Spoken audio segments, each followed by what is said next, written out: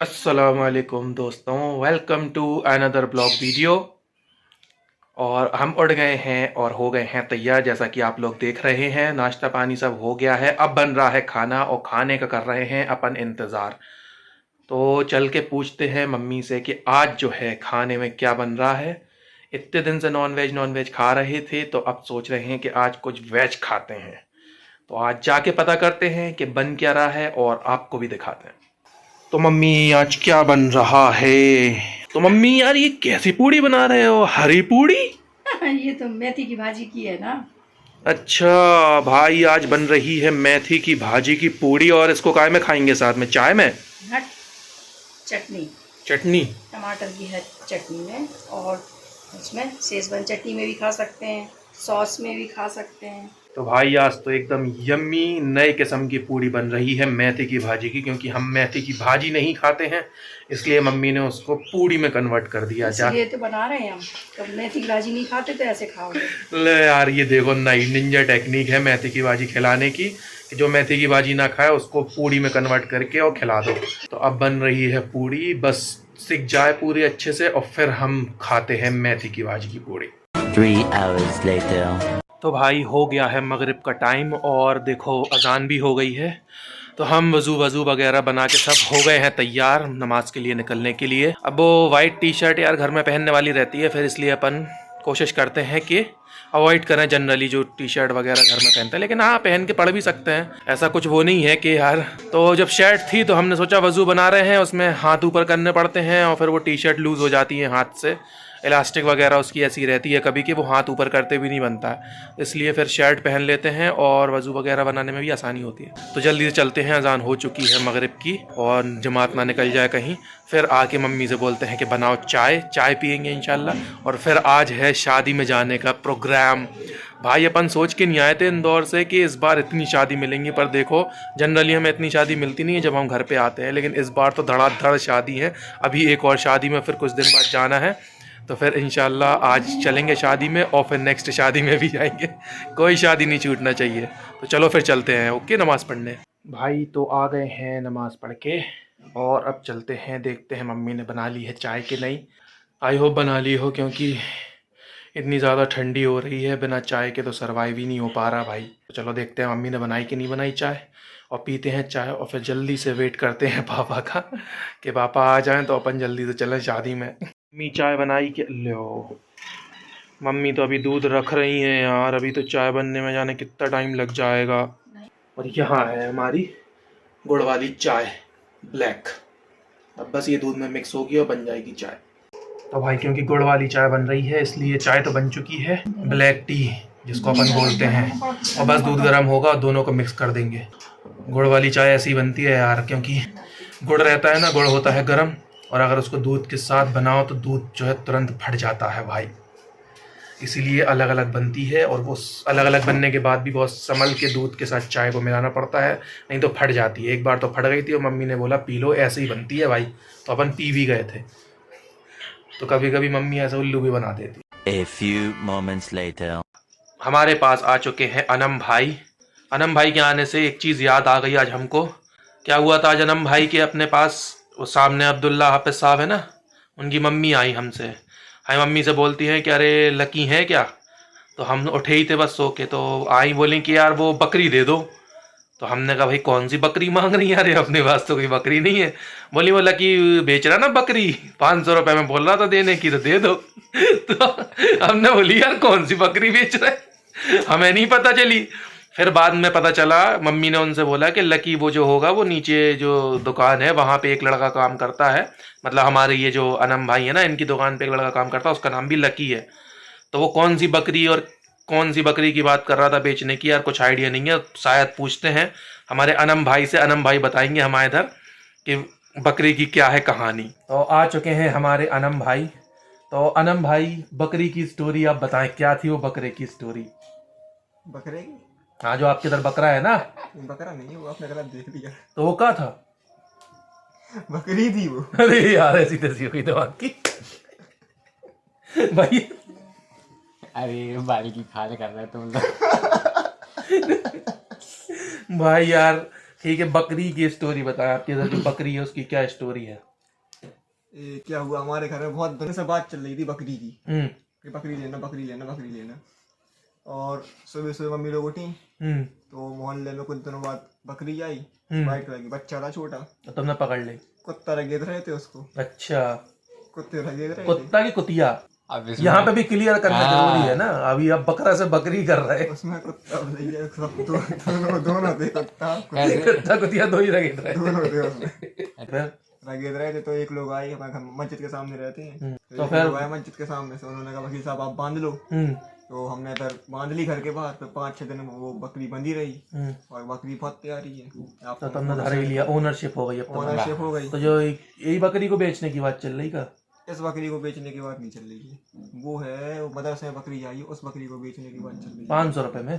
500 रुपए नहीं, बस छोटा बच्चा है बकरी। हाँ, बच्ची का बकरी का छोटा बच्चा है। बच्चा है। तो बकरी 3 महीने 4 महीने पड़ी रही, तो उसके बाद फिर उसका मालिक आया, फिर उसका मालिक आया, यहाँ पे लफड़ा हुआ बहुत बड़ा। तो वो कैसे पता चलो? उसको पता ऐसे चला, हम एक दुकान में काम लड़का काम करता, संदीप नाम। हाँ, संदीप को तो जानते हैं।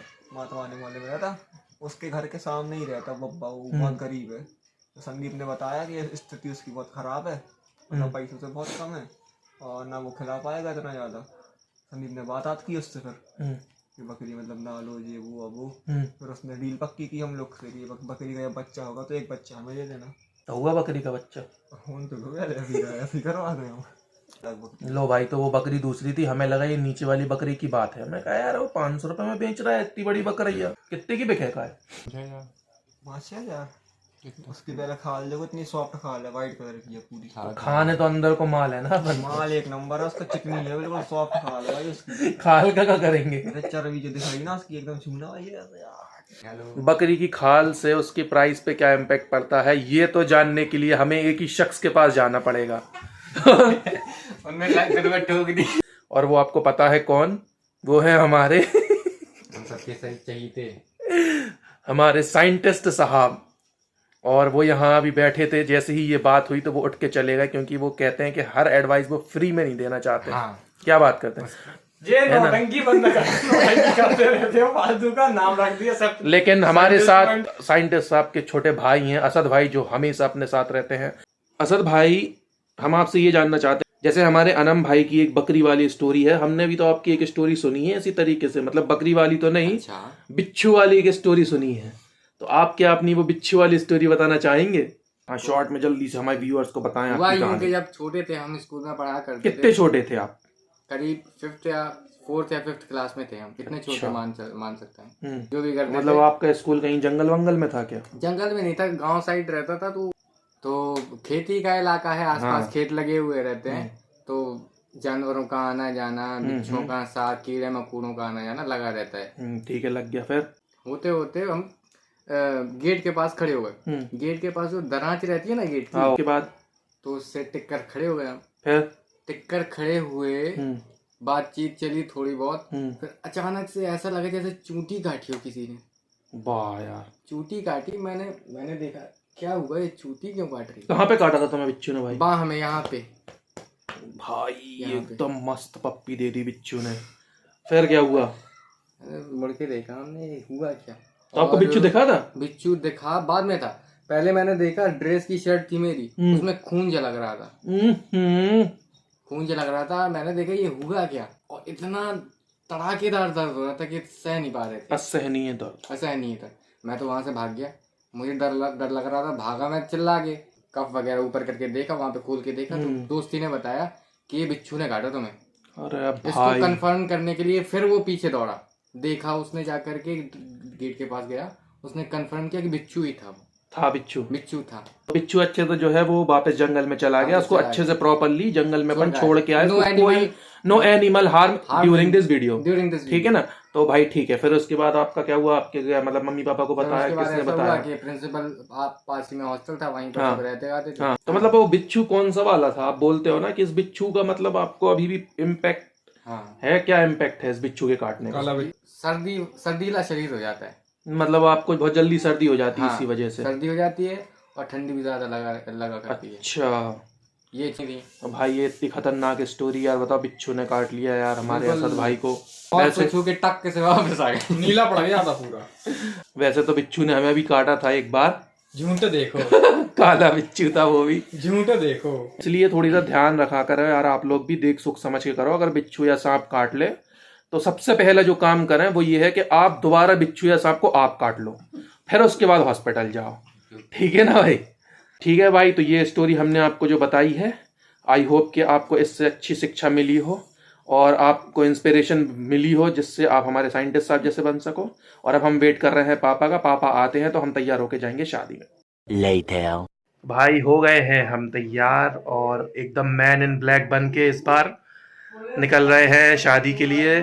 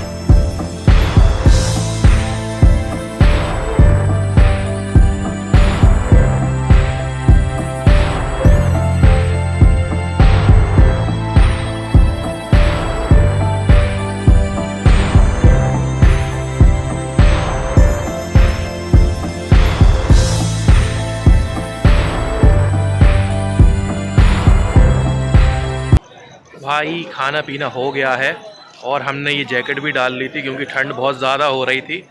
कॉफ़ी पी लिए, बस अब बच गया है पान, तो बस पान खाते हैं और निकलते हैं यहाँ से घर के लिए।